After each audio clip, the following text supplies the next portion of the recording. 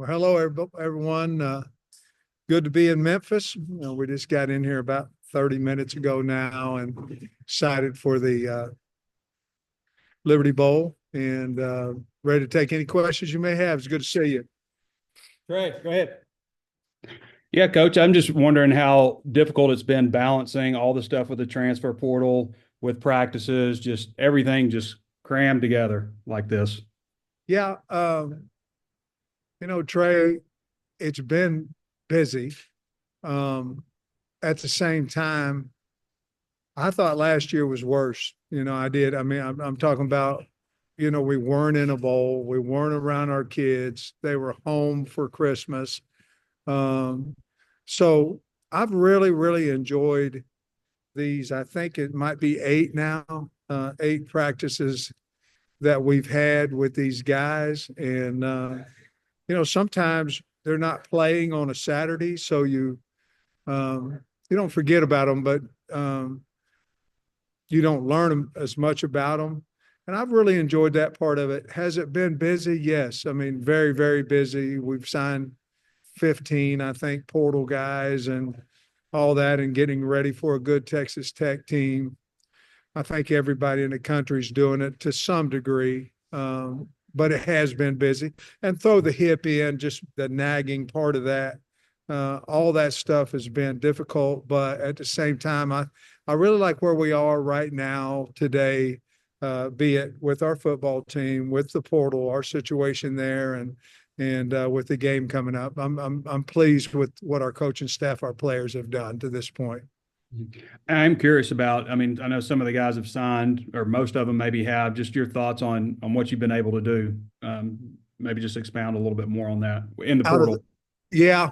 I'm gonna move this over here and look at it a little bit because there's several here. If you look at offensively, I think we've really enhanced our team in the portal with O linemen. That was a key. We still have another one we need to get, but we've had four there. We've got a running back, Braylon Russell's.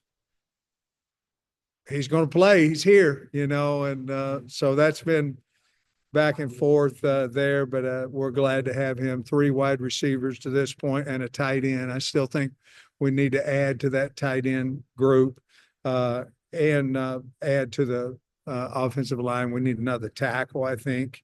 And then defensively, I think Deke's really done a nice job with adding 3D linemen, a couple of rush ends and an interior. And then we've added two corners, a safety and a hog. Probably need to get another safety and possibly another corner out of the portal. I still think, Trey, that we're still probably somewhere between 4 and 6 additions out of the portal, and we'll take our time there. We have done pretty well coming out of the portal in April. We've hit in the April portal as well. So I do want to save a scholarship or two, but as you well know, the portal opens, so people are going to leave. So I don't want to save too many because I think obviously if someone's not playing at the end of spring ball, we'll probably have a scholarship available to go in the portal. Hutch. Yeah, Sam, you brought up Braylon there. I'm curious, how many of those 8 practices has he been at, and do you anticipate him being available for the bowl game? I think he's been to over half of them.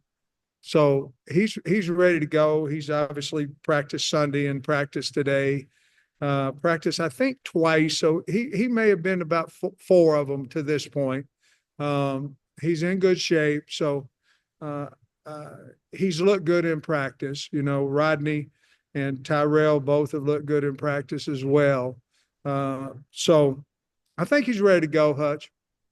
And can you give us maybe some insight on that whole situation? I mean, he goes into the portal and withdraws twice, and he took another visit to another school. I mean, can you shed some light on kind of how that all went down? Well, I can give you a coach's answer on it a little bit. We talked him out of he went to the portal, and I called him in, talked to him, and he decided not to go in the portal, and then I don't know the reason of going back in. And then he texted me and said, Coach, I'd like to talk to you. And that was after the second time he had went in the portal. And obviously we had an agreement there about, because the look wasn't good on him nor me or the program. And if we were going to have him back, we want to make sure that it was the last and final time. And I felt good about that. He felt good about that. So that's kind of what happened. Another quick one before I turn it back. I want to ask about a couple of wide receivers. I saw where Tyrone Broden, I guess, was back at practice yesterday. Do you anticipate him being full go? And then also, do you think Jordan Anthony will be available at all for this bowl game? Jordan Anthony will not. He's got some family issues at home that are very serious, that he needs to be home and taking care of that. Broden, he'll be available. Broden's had some personal issues as well that we knew about. And so he's been back for the last couple of practices, and so he'll be available. Jackson. Sam, you mentioned the 4 offensive linemen you brought in. Most of those guys are tackles. Is there anyone immediately that comes to mind that you might shift inside, or is it going to be a spring assessment, or are all 4 of those guys going to, or 3, however many, going to stay at tackle? Well, I appreciate it, Jackson. I think the old philosophy, which was mine, was to get big, and if they didn't have quite the feet or the space, couldn't handle space, you move them into guard.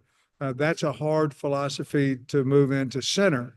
Obviously, we've got the one young man that started at center this year that's coming in to the pro. So we have 3 basic tackles.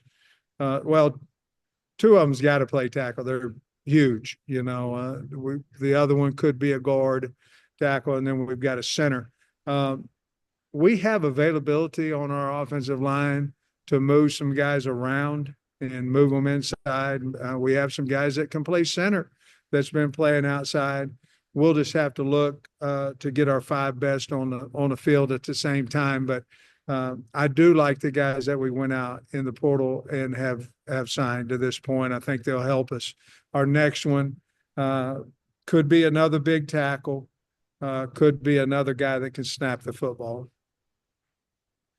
You might not know the answer to this because I think it's just happening today with all the JUCO stuff going on and players getting an extra year. Does that apply to him? Because he did Well, I spend. hope so.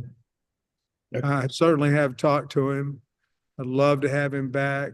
I've already talked to him about that. And as a matter of fact, I got a call on the bus. We were just outside. We were in West Memphis, and they told me that the NCAA has passed a rule or going to that if you played your last year this year and you played in junior college, that you'll have availability to play next year, just so the lawsuits won't be abundant, and they'll just pass the rule. If that's the case, June College will be one of the first guys I go to. He's a great kid, and I think he's a really good player. He just was hurt most of this season. And one more from me. Does your recruiting roster assembling strategy change at all with the 105 player limit? Like, do you have to recruit more linemen for practice? I mean, is there anything specific that changes in your outlook for building a roster that way? Yeah, you're just down 20 guys, you're down 15 guys, excuse me. And so basically your skill guys would be the ones that get cut a little bit. You'll lose a few numbers at wide receiver, lose, and the legs will be a concern in that. DBs, you'll lose a few there, but I do not want to lose offensive and defensive linemen. You just can't function that way. So you may be down a linebacker or 2, basically the skill guys, but I don't want to lose the bigs at all. So we've made a statement that we're not going to do that. We're going to we've been under on the O-line, and we're trying to make that up now. Christina. Yeah, Coach, with Braylon, are you worried at all that any other players in the future will think it's okay to kind of jump in and out of the portal, given that he was able to come back? And is there any kind of, consequence to prevent that? Well, I don't think, the consequence is you either say, okay, you left the right way. We think you can help our program. What was the reason you left? And if I'm okay with that, then we'll let them back. If it's other reasons, you left, you didn't come talk to me, you didn't, said some derogatory things about, the program or your teammates or anything like that, well, then we won't let them back. As a hard stand on if you go in the portal, you'll never be back. But I'll be honest with you, the kids now, the money is so different that I think the kids, a lot of times they'll go in just to see, what the money's really like. I'm not for sure if their agents are telling them the truth about what other programs can do for them. But this one with Braylon was fairly simple to me because I do think that he loves the Hogs, and I do think there was some outside noises to him.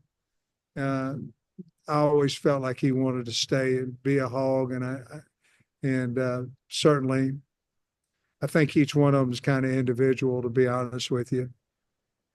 Yeah, and then Selman Bridges withdrew right after the last time we talked to you last week. So I'm guessing that means he left the right way. And is, how important it is to you to have had him back since he seems like a pretty promising young guy. Well, he just came to me and said he'd like to come back. And I don't know how long he was in the portal, maybe a couple of days. It wasn't long. And just would like to be on the team. We'd like to have him. So, again, I think it's just an individual case by case. There's some kids that have went in that maybe want to come back that we say, no, we're going to move on, but maybe it's the history of that particular young man and we just move on. Last year, I remember you saying that a lot of the transfers you were bringing in at this time of year were guys you were expecting to be contributors right away. Is that the same case with the class you're bringing in now, or will any of these be more development guys as far as you expect? I think the majority of the guys that we're bringing in, we're counting on them to play. They have to earn every bit of that, but we're certainly recruiting them to come in and play immediately. Now they got to beat out whomever's on the team, but there are a few of them that are younger that we feel like we can develop where we need numbers as well. But each and every one of them have an opportunity to play, and we feel like every guy that we've taken, besides just a very, very small amount, has shown us they can play in the college level and play at a high rate. Or obviously we wouldn't, have went after them. All right, wrap us up. Yeah, same with all the guys that are gone. There's going to be a lot of opportunity for guys in this bowl game. I'm curious, in the 8 practices, has anybody maybe stood out to you or surprised you? Maybe somebody that we haven't seen a whole lot of this year? Well, if I'm thinking defensively, Quincy Rhodes has really stood out. I think he's had a good camp. Charlie Collins is another guy that we haven't seen much that's done really well. Jaden Allen has come back and looked good. Switzer come back. He wasn't healthy. Offensively, I go to Brooks Edmondson and Kobe Branham. Those are 2 guys that we thought were good players, but as we're seeing them, feel very comfortable with those guys in there and ready to go. More importantly, their team does. Cross Johnson at wide receiver, C.J. Brown at wide receiver. Those 2 guys have stuck. I'll tell you a guy that we moved, the wide receiver that was playing tight end that's looked really good is Shamar Easter. We moved him out to wide out, and he's done some good things. So just quickly off the top of my head, those are some guys that and Rodney Hill and Tyrell Reed. They've looked good at running back. And of course, Maddox Lassiter is continue to improve all the time. So those are just some guys off the top of my head. And then a more big picture question for you with the 105 man limit, and then I guess the SEC is sticking to 85 scholarships. You had said that you're able to split up scholarships. Or do you anticipate splitting up any scholarships for next season, or do you plan on 85 full scholarships? Yes, we certainly will. And in that, we'll have some advantage, with some of our Arkansas kids who were good students. You can still give them a full ride, but you can take some of that money if they get 80% or 90% of their tuition waived. That will help. And so that would be more of how we would split them up, would be more academic money that can save us some money and give a third of a scholarship, a half a scholarship, whatever, and maybe add a few more guys that have partial scholarships. Last one, Jackson. Yes, I'm just wanted a status of the hip. How are you? What's how close are you to full health? No longer on the SEC availability reports. Man, well, I can walk without a cane about 20 yards maybe. I'm going to have it on the sideline. Just, I don't know, maybe it's a security blanket. Maybe I need it. I don't know, but I'm sleeping a lot better. And if I knew then what I knew now, 20 days after the total hip, I probably would have went ahead and just bit the bullet late June when I found out and would have been able to be more active during the season. But I feel like I'm getting there, and I appreciate you asking the question. All right, quick reminder, we do have a football game in 4 days, just to remind everybody. Liberty Bowl. Appreciate it, everybody. Thanks, Coach.